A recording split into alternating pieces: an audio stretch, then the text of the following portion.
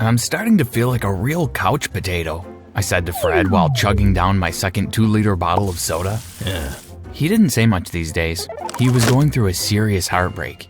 He'd been crushing on this girl called Haley since we started studying at this college. After the end of our first year, he'd finally gathered enough courage to ask her out, and do you know what she said? She laughed in his face and walked away. He was heartbroken. Cheer up, man. At least it's summer and we get to take a break. Before I continue my story, please like the video and subscribe to the channel. If you don't want to miss out on any cool stories, make sure you hit that notification bell too. Thanks. The truth was that Fred and I were both unattractive and unpopular, and somehow we ended up as roommates.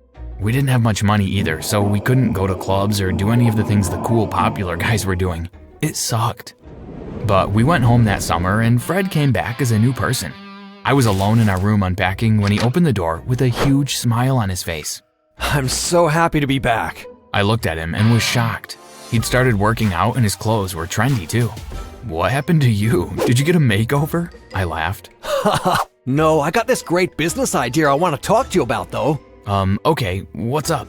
We stayed up all night. He started off by telling me about all the rich men who had dropped out of college to work on their dreams and how they have billions of dollars today. He explained his business idea, which I can't reveal in this video, and he convinced me that if we became a team, we could be just as rich in no time too. Does that mean we'll have to drop out of college? I knew my mom would kill me.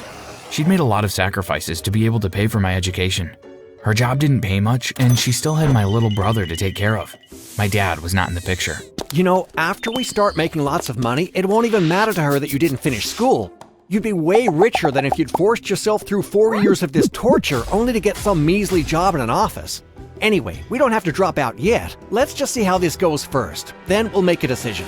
I decided to sleep on it, and that night I had a dream that I was in one of the most expensive yachts in the world, surrounded by beautiful women and catered to by servants who worshipped me. I woke up knowing that I'd never be able to accomplish this with my college degree. I'm in, I told Fred as soon as he woke up.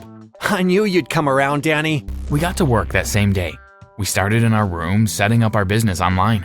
We got some of our other friends to join and we spent most of our time working on launching and marketing our idea. I was still able to go to 1 or 2 classes, but I really couldn't keep up.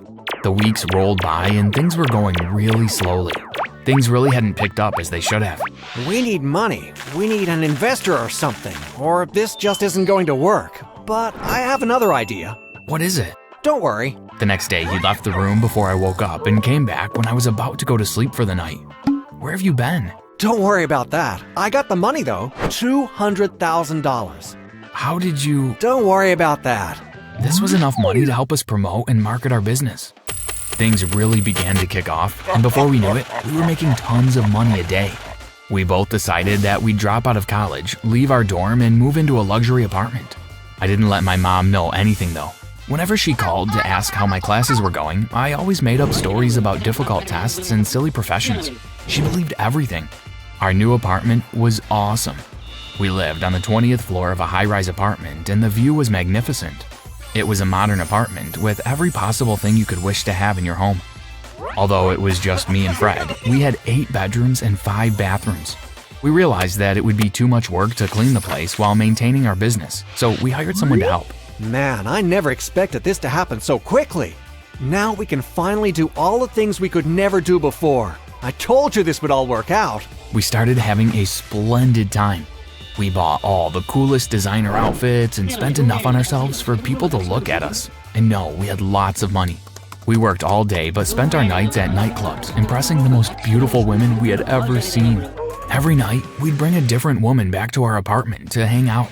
We even hosted our own parties sometimes. We were living. Fred was having the time of his life, and I'd often remind him about how heartbroken he was when Haley didn't want anything to do with him. Do you know she's sending me messages every day now, begging to hang out? Yes, the tables had turned. I was really enjoying this life of entertaining different girls until I met the love of my life in a really strange way. I was strolling through the supermarket looking for my favorite type of soy milk when I bumped into someone by accident. Sorry, I said without looking up. Sorry? Jerk? The most beautiful voice I'd ever heard replied. I looked at her and she had the face to match. Wow, I'm really sorry. Has anyone ever told you that you're really beautiful? Thanks. She blushed. Can I take you out to dinner tonight? Yes, my newfound riches had made me very confident. I always asked for what I wanted immediately. Sure. My name's Diane, by the way. What's yours? She asked, her eyes twinkling and hypnotizing me. I'm Danny. She gave me her number, and that night I took her out to the most expensive restaurant I knew. I found out a lot about her, that she was a student at the same college I dropped out of. I could tell that she was very impressed, and at the end of our night, she asked me to call her the next day. We went out every single night, and we became very close. After a few months, I asked her to be my girlfriend, and she accepted. I was so happy, and even happier when she got kicked out of her dorm room because she hadn't paid for 2 semesters. You can move in with me. We have extra rooms. Are you sure? I wouldn't want to impose. I insisted, and she moved in that same day. Who is your friend? Is she the one who's been distracting you from all the work we have to do? She's my girlfriend, Diane. He nodded at her and smiled. Fred and I continued making lots of money, and we continued recruiting our friends to be part of our business. That way, everyone benefited. We weren't millionaires yet, but we were definitely close. At first, I was able to buy designer clothes and stuff like that, like I told you before. But it reached a point where if I just felt like flying out of the country for the weekend, I could do so. I had enough money. So whenever Diane needed a break from school, I'd take her on a mini vacation. Our most romantic one was in Bali. Being surrounded by nature and the girl I loved more than anyone else in the world was one of the most beautiful things I'd ever experienced in my entire life. When I came back from that vacation, Fred seemed a bit edgy. Is something wrong? Diane had already gone to sleep, so we were alone. Yes. Do you remember the money I got to start up the business?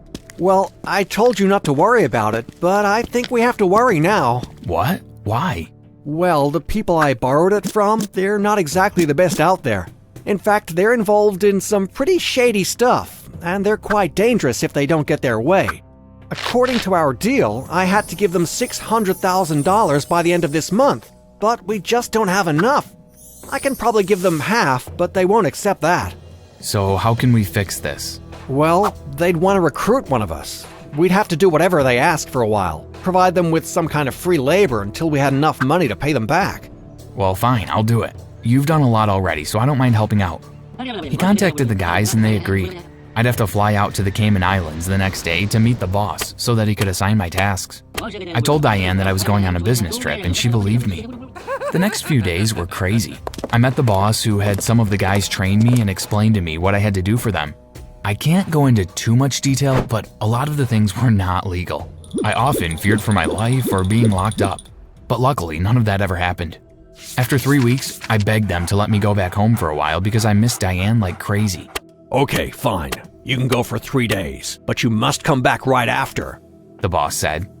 I flew out, and as soon as I got back to the airport in my own country, I hopped into a taxi and asked him to speed to the apartment.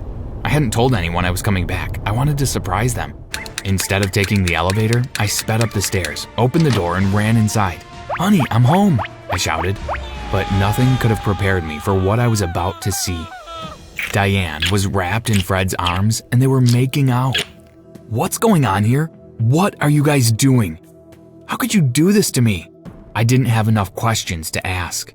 They just looked at me silently, and then finally Fred said, I didn't know you'd be back so soon. I locked myself in my room and began to question everything. I dropped out of college to start a business with a friend who betrayed me with my girlfriend, and I was working for criminals. The next day, I noticed that Diane had moved out. When Fred walked out of his room, I told him that I was done. You can have all your money back. I don't want anything. I don't want any part of this. I'm going to go home in the next few days and you can figure this all out by yourself. I went back to my room and refused to talk to him again. After 2 days, I flew home. I decided that I would be honest with my mom about what I had done. When I got to my front door, it was already evening. I knocked on my door but heard nothing. Then after a while, I heard some strange muffled sounds which I couldn't really make out. I looked through my window and saw my little sister tied to a chair, gagged and crying. I took a stone and broke the front window, then hopped inside to untie her. What happened? Some bad men came in earlier. They took Mommy away and they said they're going to hurt her. They said it's all your fault. They left this letter, look, she said while pointing to the table and crying. I walked over there and opened it.